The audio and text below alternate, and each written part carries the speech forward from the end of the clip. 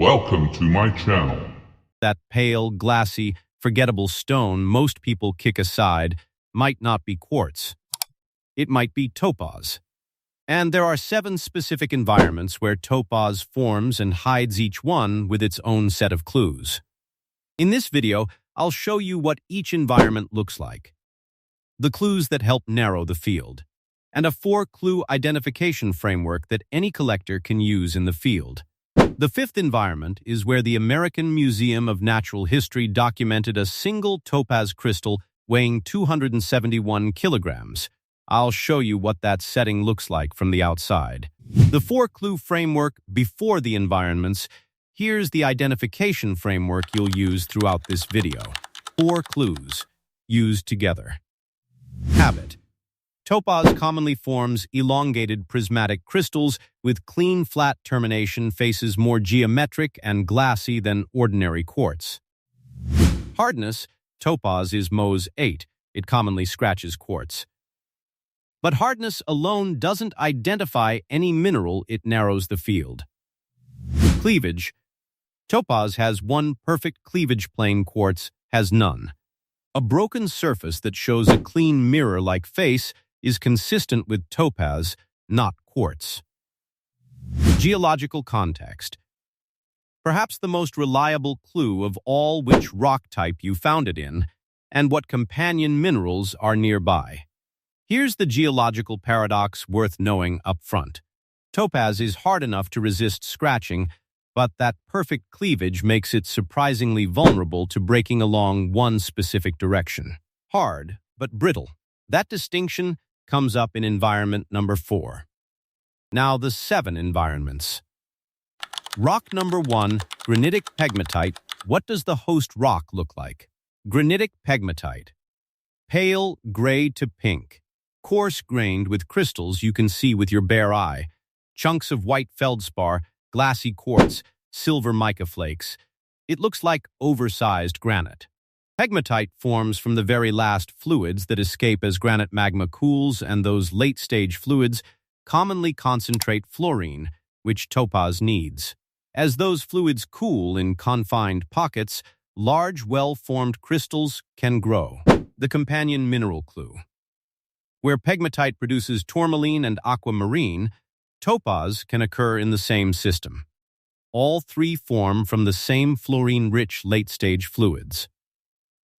Brazil's Minas Gerais region, the primary source of imperial topaz, produces its finest material from pegmatite systems. Coarse, pale rock with large visible crystals. Examine every natural opening carefully. That's where topaz grew.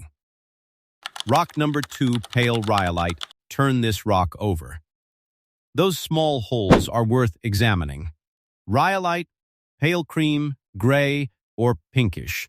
Fine-grained, slightly rough surface. In some fluorine-rich rhyolitic systems, topaz can crystallize in cavities and fractures as the volcanic system cools. The key visual difference from basalt rhyolite's holes tend to be more angular and irregular, while basalts are more rounded. The rock itself is also significantly lighter in color. Topaz Mountain in Utah's Thomas Range is one of the most accessible examples.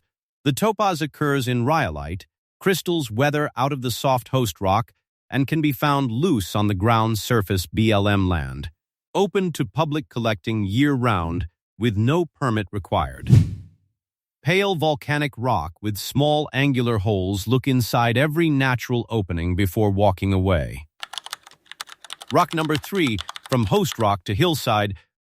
What happens after the host rock weathers away? When granite and pegmatite break down over millions of years, the feldspar and mica decompose quickly. Topaz, because of its hardness, commonly survives intact in the crumbling sandy material on hillsides. But follow that material to a nearby river, and something important changes. Remember the geological paradox from the start. Topaz is hard, but has perfect cleavage. Unlike sapphire or diamond, a single hard impact along the wrong angle breaks it cleanly. So topaz rarely survives long-distance river transport. This turns river gravel from a dead end into a directional arrow. The source is usually within reach. Rock number 4, the one everyone misses this, is the environment I promised you at the start. From the outside, completely ordinary. Pale weathered granite or pegmatite. Nothing that would stop anyone on a trail. But sealed inside myorolitic cavities, the crystal pockets that form when gas bubbles get trapped in cooling granite topaz can grow to documented extraordinary sizes. The American Museum of Natural History documents a topaz crystal from Minas Gerais, Brazil, weighing 271 kilograms displayed beside a man for scale. That crystal came from a sealed granitic pegmatite pocket that looked, from the outside, like ordinary pale rock. So what clues are there on the outside? Some clues, not guarantees.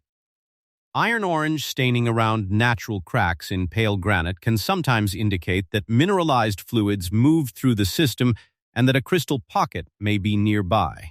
This is because iron-bearing minerals around crystal cavities oxidize as the rock weathers. But iron staining occurs in countless geological environments. It is a clue worth investigating further, not proof of what's inside. Apply the 4-clue framework here. Context is the primary clue, and an ordinary pale rock in documented topaz country suddenly becomes worth a second look. Rock number 5, Greisen. Read the altered rock. What does the altered rock tell you? Greisen forms when fluorine-rich hydrothermal fluids extensively alter granite, replacing original minerals with quartz, mica, and fluorite. The result is a pale gray-green rock with a bleached, sugary appearance distinctly different from fresh granite. Here's the important distinction in how to use this environment. Fluorite indicates you're looking at a fluorine-rich hydrothermal system. That's the chemistry topaz needs. But fluorite does not guarantee topaz is present. Think of it this way. You're not identifying topaz from fluorite. You're reading the geological environment to decide whether it's worth looking more carefully. That's a different and more reliable skill. Apply the habit clue here. Topaz forms elongated prisms. Fluorite forms cubes. If both are in the same rock, their shapes alone separate them immediately. Rock number 6, hydrothermal vein geometry. Environment 6 teaches a different skill entirely, how to follow a mineral system rather than just examine a single rock face. Quartz fluorite hydrothermal veins occur when fluorine-rich fluids move through fractures and deposit minerals as they cool. The geometry of the vein is the clue. Minerals concentrate specifically where the vein widens, kinks, or changes direction where the fluid slowed down and had space to crystallize. Apply all 4 clues here. Habit: elongated prisms with flat faces. Hardness: it scratches quartz. Cleavage: any broken surface shows a clean mirror-like face.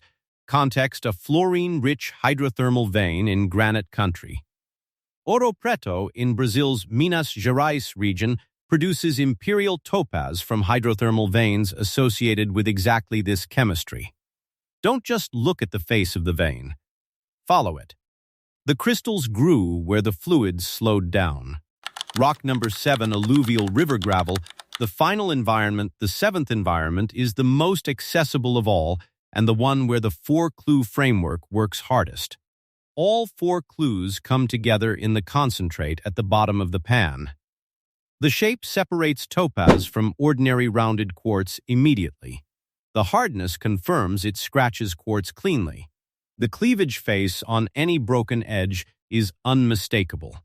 And the context granite river country in a documented topaz region tells you whether this combination of clues is geologically plausible. Mason County in Texas has produced topaz in stream gravels derived from weathered Precambrian pegmatites for over a century. Apply the framework. Every clue pointing the same direction is a case worth taking to a professional gemologist. So let's recap not just the environments, but the framework for reading them. Granitic pegmatite with open crystal pockets. Pale rhyolite with angular cavities. Weathered granite and nearby river gravel topaz didn't travel far. The sealed myorolitic pocket hiding a documented 271-kilogram crystal. Bleached Greisen, where fluorite signals the right chemistry. Hydrothermal vein geometry follow the widening zones, and alluvial river gravel, where all 4 clues converge in the pan. 7 environments. 4 clues. No single shortcut. Here's a historical detail worth sitting with. The name Topaz was likely derived from Topazios Island, now called Zabargad Island, in the Red Sea. But geologists now believe the gemstone the ancient Greeks probably found on that island was peridot, not topaz at all. A gemstone named after an island that may never have produced it. Minerals have been confused and mistaken throughout human history. Learning to read the 4 clues correctly, habit, hardness, cleavage, and geological context, is how you avoid the same mistakes. That shape, hardness, cleavage face, and the rock it came from, all telling the same story. Millions of years before anyone was there to read it. But another gemstone can hide in those same volcanic cavities. This one doesn't need fluorine and a pegmatite pocket. It needs something far simpler: iron, natural radiation, and enough time.